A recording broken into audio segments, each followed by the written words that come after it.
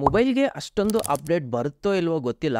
ಯೂಟ್ಯೂಬ್ಗೆ ಮಾತ್ರ ಒಂದಾದ್ಮೇಲೆ ಒಂದು ಅಪ್ಡೇಟ್ ಬರ್ತಾನೇ ಇದೆ. ಈಗ ಯೂಟ್ಯೂಬ್ ನಿಂದ ಹೊಸ 4 ಅಪ್ಡೇಟ್ಸ್ಗಳು ಬರಲಿದೆ. 4 ಇರೋದು, ಸೊ ಬನ್ನಿ ಬೇಗ ಬೇಗ ನೋಡೋಣ. ನಿಮ್ಮ ವಿಡಿಯೋಸ್ಗೆ ಆಡಿಯನ್ಸ್ ರೀಚ್ ಇನ್ಮೇಲೆ ಜಾಸ್ತಿ ಆಗಲಿದೆ. ಅದೇಗಂತೀರಾ? ಯೂಟ್ಯೂಬ್ ನ ಹೊಸ ಅಪ್ಡೇಟ್ ಪ್ರಕಾರ ನೀವು ಒಂದು ಭಾಷೆಯಲ್ಲಿ ವಿಡಿಯೋ ಮಾಡಿದ್ರೆ ವ್ಯೂವರ್ಸ್ ಆ ಒಂದು ವಿಡಿಯೋನೇ ಬೇರೆಲ್ಲ ಭಾಷೆಯಲ್ಲಿ ಅಂದ್ರೆ ಲ್ಯಾಂಗ್ವೇಜ್ ಅಲ್ಲಿ ಸೆಲೆಕ್ಟ್ ಮಾಡ್ಕೋಬಹುದು. ಉದಾಹರಣೆಗೆ ನೀವು ಕನ್ನಡದಲ್ಲಿ ವಿಡಿಯೋಸ್ ನ ಮಾಡ್ತಾ ಇದ್ದೀರಾ, ಆ ವಿಡಿಯೋಸ್ ನ ಬೇರೆ ರಾಜ್ಯದ ಆಡಿಯನ್ಸ್ ಅಂದ್ರೆ ಮಹಾರಾಷ್ಟ್ರ ಅಂತಾನೆ ಇಟ್ಕೊಳ್ಳಿ, ಅವರು ನಿಮ್ಮ ವಿಡಿಯೋಸ್ ನೋಡ್ಬೇಕಂದ್ರೆ ಅವರಿಗೆ ಅಲ್ಲಿ ಲ್ಯಾಂಗ್ವೇಜ್ ಅಲ್ಲಿ ರೀಜನಲ್ ಲ್ಯಾಂಗ್ವೇಜ್ ಯಾವ್ದಾದಿರುತ್ತೆ ಅದನ್ನ ತೋರಿಸುತ್ತೆ.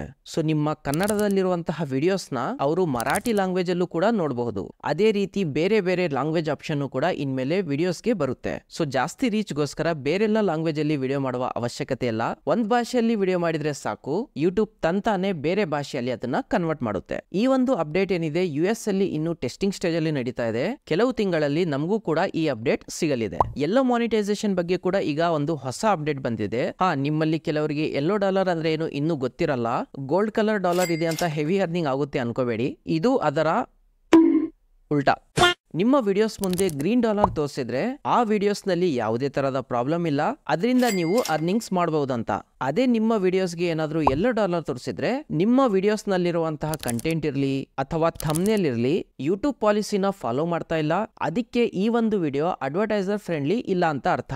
ಸೊ ಈ ಯೆಲ್ಲೋ ಡಾಲರ್ ಬಂದ್ರೆ ಒಂದು ಕಲರ್ ಚೇಂಜ್ ಆಗುತ್ತೆ, ಎರಡು ನಿಮ್ಮ ಆ ಒಂದು ವಿಡಿಯೋಗೆ ಅಷ್ಟೊಂದು ಅರ್ನಿಂಗ್ ಆಗಲ್ಲ, ತುಂಬಾನೇ ಕಡಿಮೆ ಆಗುತ್ತೆ. ಮ್ಯಾಕ್ಸಿಮಮ್ ಕೇಸಸ್ ಅಲ್ಲಿ ಅರ್ನಿಂಗ್ಸೇ ಆಗಲ್ಲ. ಸೊ ಮೊದ್ಲಿಗೆ ಏನಿತ್ತು, ಆ ತರದ ವಿಡಿಯೋಸ್ ಅಪ್ಲೋಡ್ ಮಾಡಿದ್ಮೇಲೆ ನಿಮ್ಗೆ ಅಲ್ಲಿ ಬರೀ ಯೆಲ್ಲೋ ಡಾಲರ್ ಮಾತ್ರ ಕಾಣಿಸ್ತಾ ಇತ್ತು. ಯಾಕೆ ಬಂದಿದೆ, ಏನ್ ತಪ್ಪನ ನೀವು ಮಾಡಿದೀರಾ, ಏನು ಹೇಳ್ತಿರ್ಲಿಲ್ಲ. ಬಟ್ ಈಗ ಹೊಸ ಅಪ್ಡೇಟ್ ನ ಪ್ರಕಾರ ನಿಮ್ಮ ಥಂಬ್ನೇಲ್ ಅಲ್ಲಿ ಪ್ರಾಬ್ಲಮ್ ಇದೆನಾ ಅಥವಾ ವಿಡಿಯೋಸ್ ಅಲ್ಲಿ ಪ್ರಾಬ್ಲಮ್ ಇದೆನಾ, ವಿಡಿಯೋಸ್ ಅಲ್ಲಿ ಪ್ರಾಬ್ಲಮ್ ಇದ್ರೆ ಅದು ಯಾವ ಸೆಕೆಂಡ್ ಅಲ್ಲಿ ಪ್ರಾಬ್ಲಮ್ ಇದೆ ಅಂತ ಅದೆಲ್ಲ ಡೀಟೇಲ್ಸ್ ನ ಯೂಟ್ಯೂಬ್ ಅವರು ತೋರಿಸ್ತಾರೆ. ಸೊ ಆ ಒಂದು ಪರ್ಟಿಕ್ಯುಲರ್ ಪಾರ್ಟ್ ನ ನೀವು ಮತ್ತೆ ಎಡಿಟ್ ಮಾಡಿ ರೀ ಅಪ್ಲೋಡ್ ಮಾಡಬಹುದು. ಸೊ ಅದರಿಂದ ನಿಮ್ಮ ಯೆಲ್ಲೋ ಡಾಲರ್ ನ ಗ್ರೀನ್ ಡಾಲರ್ ಆಗಿ ಕನ್ವರ್ಟ್ ಮಾಡ್ಕೋಬಹುದು. ಬಟ್ ಈ ಒಂದು ಫೀಚರ್ ನಿಮಗೆ PC ಅಥವಾ ಲ್ಯಾಪ್ಟಾಪ್ ಇಂದ ನೀವೇನಾದ್ರೂ ವಿಡಿಯೋ ಅಪ್ಲೋಡ್ ಮಾಡಿದ್ರೆ ಅವಾಗ ಮಾತ್ರ ಸಿಗುತ್ತೆ. ಮೊಬೈಲ್ ಅಲ್ಲಿ ಮಾಡ್ತಾ ಇದೀರಾ ಅಂದ್ರೆ ಕ್ರೋಮ್ ಬ್ರೌಸರ್ ಇಂದ ವಿಡಿಯೋ ಅಪ್ಲೋಡ್ ಮಾಡಿದಾಗ ಈ ಫೀಚರ್ ಸಿಗುತ್ತೆ. ಯೂಟ್ಯೂಬ್ ಆಪ್ ಇಂದ ಏನಾದ್ರೂ ನೀವು ಅಪ್ಲೋಡ್ ಮಾಡಿದ್ರೆ ಈ ಫೀಚರ್ ಅಲ್ಲಿ ನಿಮ್ಗೆ ಸಿಗಲ್ಲ.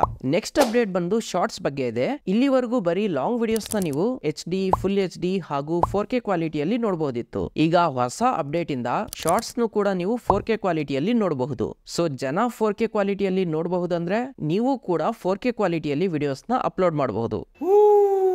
ಇಲ್ಲಿ ಒಂದು ನಿಮ್ಗೆ ಸೀಕ್ರೆಟ್ ಹೇಳ್ತೀನಿ, ಯೂಟ್ಯೂಬ್ ಅವರು ಶಾರ್ಟ್ಸ್ ನಲ್ಲಿ ಏನಾದ್ರೂ ಅಪ್ಡೇಟ್ ನ ತಂದ್ರೆ ಆ ಅಪ್ಡೇಟ್ ನ ನೀವು ನಿಮ್ಮ ಶಾರ್ಟ್ಸ್ ಅಲ್ಲಿ ಇಂಪ್ಲಿಮೆಂಟ್ ಮಾಡಿದ್ರೆ ಅಂದ್ರೆ ಆ ಅಪ್ಡೇಟ್ ನ ನೀವು ಯೂಸ್ ಮಾಡ್ಕೊಂಡ್ರೆ ಯೂಟ್ಯೂಬ್ ತಂತಾನೆ ಬಹಳಷ್ಟು ಜನರಿಗೆ ಆ ಒಂದು ವಿಡಿಯೋಸ್ ನ ರೆಕಮೆಂಡ್ ಮಾಡುತ್ತೆ. ಸೊ ನೀವೇನಾದ್ರೂ ಶಾರ್ಟ್ಸ್ ಕ್ರಿಯೇಟರ್ ಇದ್ರ ಅಂದ್ರೆ ನಿಮ್ಮ ವಿಡಿಯೋಸ್ ನ 4K ಕ್ವಾಲಿಟಿಯಲ್ಲಿ ಇಲ್ಲ ಅಂದ್ರೆ ಅಟ್ಲೀಸ್ಟ್ ಫುಲ್ HD ಅಲ್ಲಿ ಮಾಡಿ, ನಿಮ್ಗೂ ಕೂಡ ಒಳ್ಳೆ ವ್ಯೂಸ್ ಬರುತ್ತೆ. ಇನ್ಮೇಲೆ ನೀವು ನಿಮ್ಮ ವಿಡಿಯೋಸ್ ಮೇಲೆ ಬರುವಂತಹ ಕಮೆಂಟ್ಸ್ ನ ಪಾಸ್ ಮಾಡಬಹುದು. ಸೊ ನಿಮ್ಗೆ ತುಂಬಾನೇ ಪಾಸಿಟಿವ್ ಕಮೆಂಟ್ಸ್ ಬರ್ತಾ ಇದೆ, ನೋಡಿ ನೋಡಿ ಖುಷಿ ತಡ್ಕೊಳಕ್ ಆಗ್ತಾ ಇಲ್ಲ ಅಂದ್ರೆ ನೀವು ಆ ಒಂದು ವಿಡಿಯೋ ಕಮೆಂಟ್ಸ್ ನ ಪಾಸ್ ಮಾಡಬಹುದು. ಹಳೆ ಕಮೆಂಟ್ಸ್ ಹಾಗೆ ಇರುತ್ತೆ, ಅದಕ್ಕೇನ್ ಎಫೆಕ್ಟ್ ಆಗಲ್ಲ. ಹೊಸಬ್ರು ಮತ್ತೆ ಕಮೆಂಟ್ಸ್ ಮಾಡಕ್ ಆಗಲ್ಲ ಅಷ್ಟೇ. ಯಾವಾಗ ಬೇಕೋ ಅವಾಗ ಮತ್ತೆ ನೀವು ರೆಸ್ಯೂಮ್ ಮಾಡ್ಕೋಬಹುದು. ನನಗೆ ಈ 4 ಅಪ್ಡೇಟ್ ಅಲ್ಲಿ ಸೆಕೆಂಡ್ ಅಪ್ಡೇಟ್ ಇಷ್ಟ ಆಯ್ತು. ಸೊ ನಿಮ್ಗೆ ಯಾವ ಅಪ್ಡೇಟ್ ಇಷ್ಟ ಆಯ್ತು ಅಂತ ಕಮೆಂಟ್ ಅಲ್ಲಿ ಒಮ್ಮೆ ತಿಳಿಸಿ.